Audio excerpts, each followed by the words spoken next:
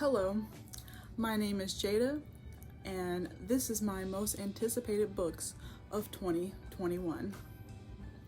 As far as I know, none of these are series or the beginning of a series. They're mostly standalone, and I would say mostly contemporary, other than a few. And two of them I would say are hyped books. The first book on this list, it comes out January 12th, and it is Concrete Rose by Angie Thomas. So we're starting it off with a hype book, and that's okay, because Angie Thomas deserves all the hype that she gets. Anyway, Concrete Rose, if you don't know, it's about a teenage maverick when he was growing up in Garden Heights. And I guess we're gonna see, I'm mostly excited to see it, because I believe that him and the star's mother knew each other when they were teenagers, but he was with Seven's mother at that time. So I would like to see that dynamic between those two characters, if there is any. But Angie Thomas does a good job. On the come up, she did good. And it's kind of sad to see the Garden Heights anthology, or even though it's the unofficial anthology, but it's still sad to see it end. My next anticipated album, what? I hope I haven't been saying album this entire time. The list is Prepped by Bethany Mangle, or Mongol, which is, it's like a not dystopian. Always be ready for the worst day of your life. This is the mantra that Becca Alden has grown up with. Her family is part of the community of Doomsday Preppers, a neighborhood that prioritizes survivalist training over class trips or senior prom. See, I don't like to read too much of the description. That was kind of enough for me to know that it was funny. I had to do with Doomsday Preppers, because if anybody's watched that show is very entertaining and intriguing to see how people spend their entire lives to prep for what is seen as most people's end of their lives, because, well, I guess they see it as surviving the end. But I'm interested in that, and it looks like it's not hyped really at all. There's about 27 ratings and 16 reviews so far. I guess people who received ARCs and stuff. And it has a 4.3 on Goodreads. Another release for February is a book called Muted. And it's by Tammy Charles. On Goodreads it says, a rip from the headlines novel of ambition, music, and innocence lost. Muted is a fearless exploration of the dark side of the music industry, the business of exploitation, how a girl's dreams can be used against her, and what it takes to fight back. So yeah, that description was kind of pretty intriguing to me. It kind of reminded me of a movie that came out, I'm not sure. I remember, I think I was in high school. It was with LaToya Luckett. She was a part of like a church group, and instead of following the church side, I think it was called like Preacher's Daughter or Preacher's Kid or something like that, but it had LaToya Luckett in it, and she followed around this guy that she thought was the best, and it ended up not being the best at all. If you haven't seen it, it's a decent movie. I can't say it's a A-list movie. It's not at all. It's very like low budget, like it's a lower budget movie. I can't say super low budget, but it would be on Bad Movies and the Beat if I wonder if we need to get Kenny JD to do Bad Movies and the Beat on that movie. But anyway, it's interesting. But I don't think this book would be bad. I think the book would be a lot more interesting. The whole premise of the what's it called? A wolf in sheep's clothing that this Merc guy seems to put off. So we'll see. And that's released on February 2nd. So you'll probably hear about me reading that before I even read the Prepped novel. The next novel on this list is Fragile Remedy by Maria Ingrate Mora. I know I just totally chopped up her name, and I'm sorry. This book was originally, I believe, supposed to be released in 2020, but due to COVID, it was delayed. So it should be released in March of 2021. And the reason why it was delayed is because this takes place in a society basically where a virus is going around that has to. 15-year-old Nate is a GEM, genetically engineered metatissue, created by the scientists of Gotham City as a cure for the elite from the lethal lung rot ravaging the population. As a child, he is smuggled out of the laboratory and held captive into the Withers, a quarantined, lawless region. Okay, I'm kind of going to cut it off there because I don't want anything else to be spoiled, because these descriptions on Goodreads really know how to spoil a book. The next novel is Somewhere Between Bitter and Sweet by Laken Z. Kemp. Basically, from what I got from the Goodreads description, is that it's about a girl. Her family owns a taco shop, and she wants to open up a pastry shop like right next door. And she meets this boy, so it's like a boy meets girl, and it's like a food, and I love food, and just a cute romance between like young adults.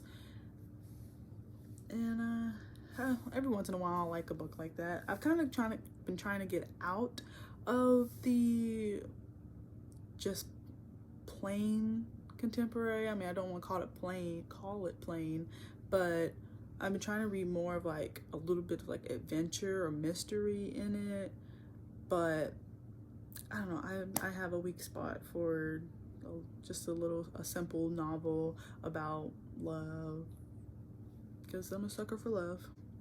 The next novel on this list is actually a graphic novel, and it's called Incredible Doom by Matt Bogart and Jesse Holden. And I'm excited for this one because I've been interested in graphic novels, but I haven't really read one since the Twilight books came out in graphic novels, and I know that doesn't really count because they're not their own being. They're just, I guess they're just the illustrated versions of the books. And yeah, I know everyone on BookTube has read Saga or is reading Saga at the moment, and I have not read those.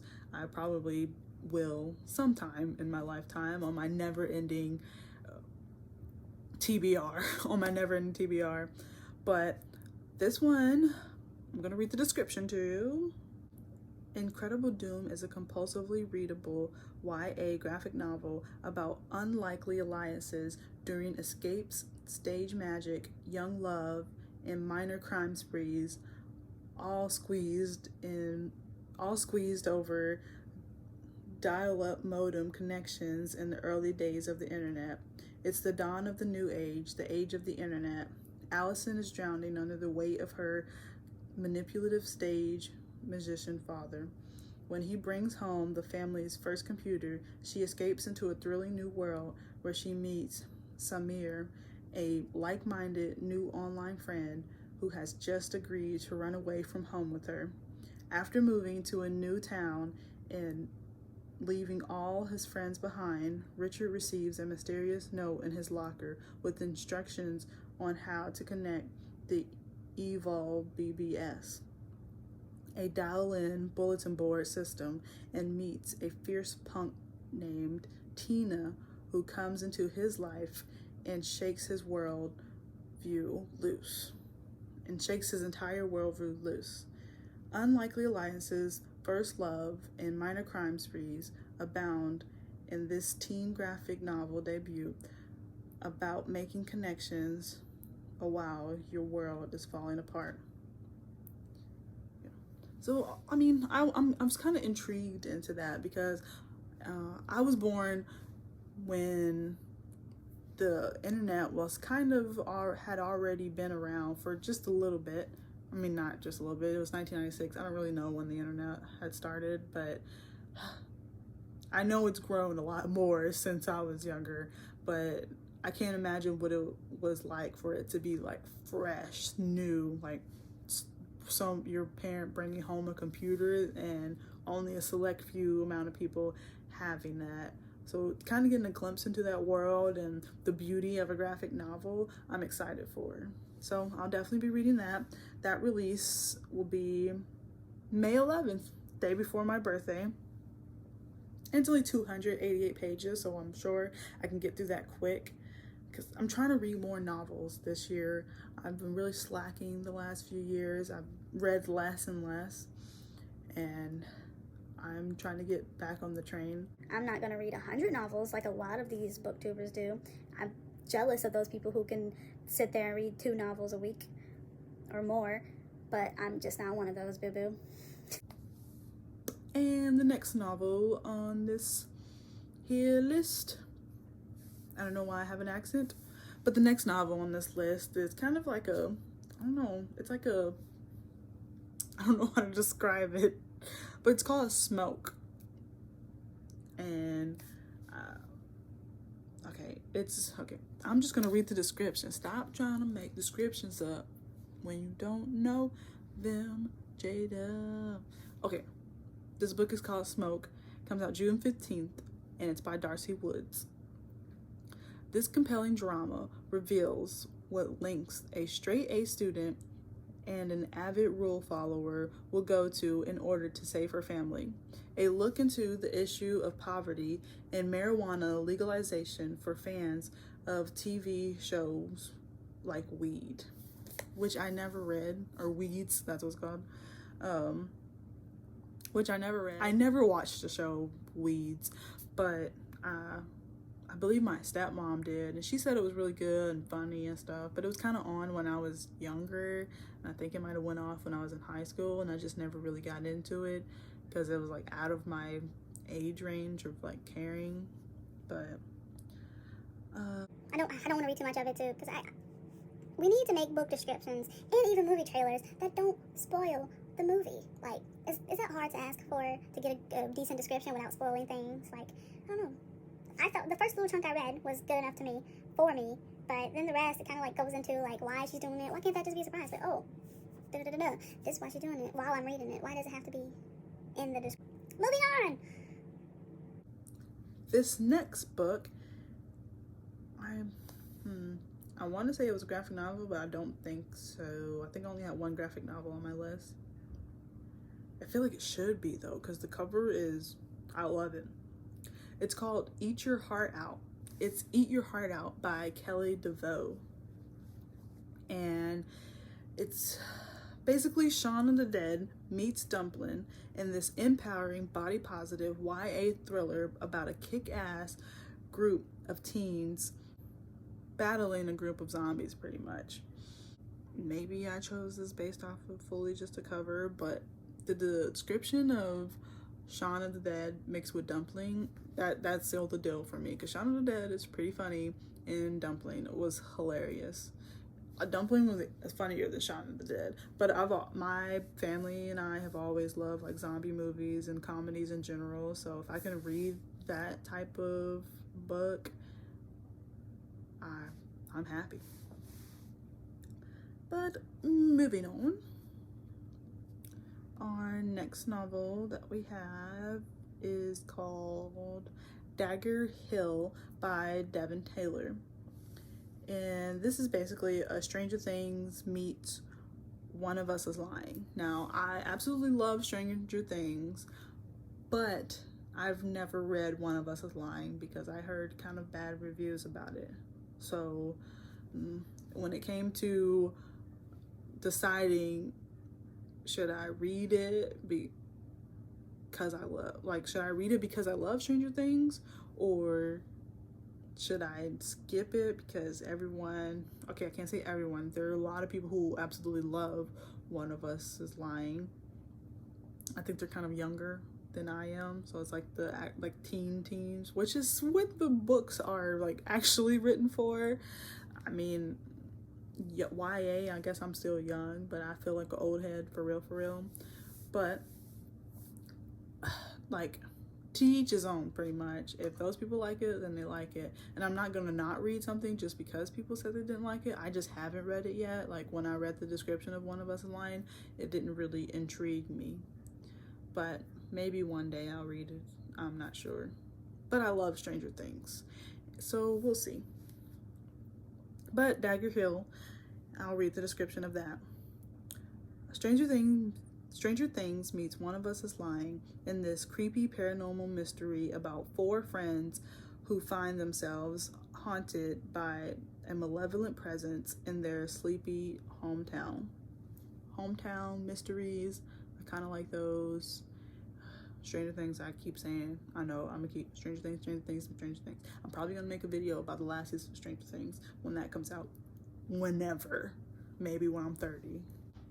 And it takes place in the summer of 1989, and I know I just said I wasn't going to say anything about Stranger Things, but freaking Stranger Things made me like fall in love with the 80s, even though I never lived in that time period. I was born in 1996, which is late 90s, so I didn't really experience like what the 90s was like.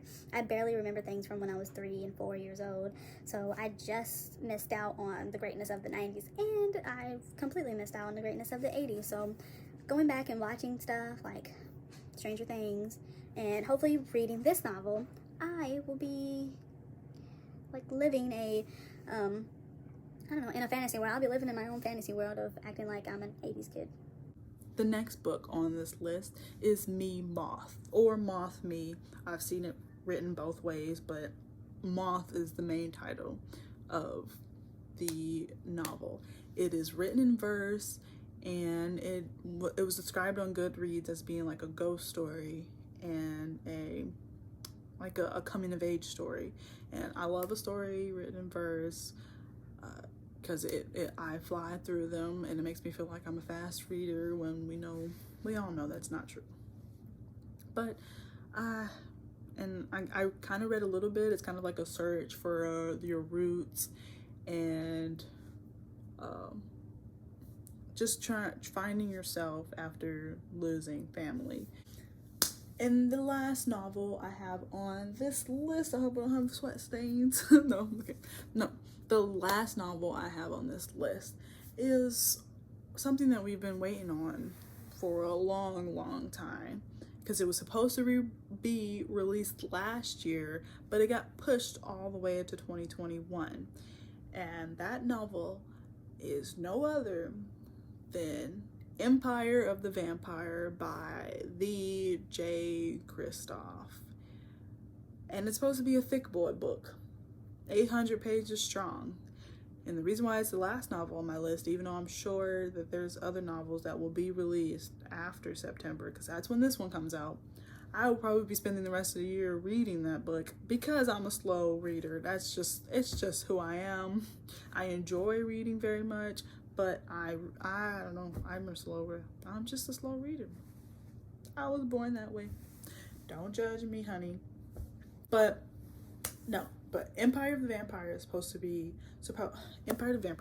great. It's about vampires. J. Kristoff is bringing back vampires, and we should all be happy about that. Like, I know there's a lot of people out there that absolutely hate Twilight, and I'm not saying Twilight's good, but we cannot sit here as a generation and say that Twilight didn't bring the love of vampires that what's like Interview with the Vampire brought.